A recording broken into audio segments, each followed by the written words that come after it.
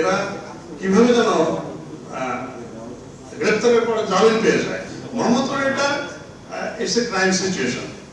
এখানে আমাদেরকে বিশেষ ব্যবস্থা নিতে হচ্ছে। আপনারা জানেন যে আমরা মাঠে আমাদের এই বেসামরিক শক্তির সহায়তায় এখানে সামরিক বাহিনী আছে। আমরা তাদের সাহায্য নিয়েও মোহাম্মদপুরে আদাবর বসিলা এসব জায়গাতে আমরা চেষ্টা করছি এদেরকে কন্টেইন করতে। আমাদের একটা প্রধান আমাদের চেষ্টা একটা বড় অন্তরায় হচ্ছে যে অনেক ক্রিমিনালস এরা কিভাবে যেন গ্রেপ্তারের পরে জামিন পেয়ে যায় এবং জামিনে এসে তারা আবার বিপুল উৎসাহে অপরাধ করা শুরু করে। এখন আমি এই মুহূর্তে আমার হাতে নাই, ডিএমপি কমিশনার আমাকে দিয়েছিলেন যে মোহাম্মদপুরের যারা এই আপনারা যাদেরকে কিশোর গ্যাং বলেন, মানে অল্প বয়সী অপরাধী, তারা কি পরিমাণ উনি গ্রেপ্তার করেছেন এবং তারপরে দেখা গেছে within a few weeks সব আবার এলাকায় চলে এসেছে।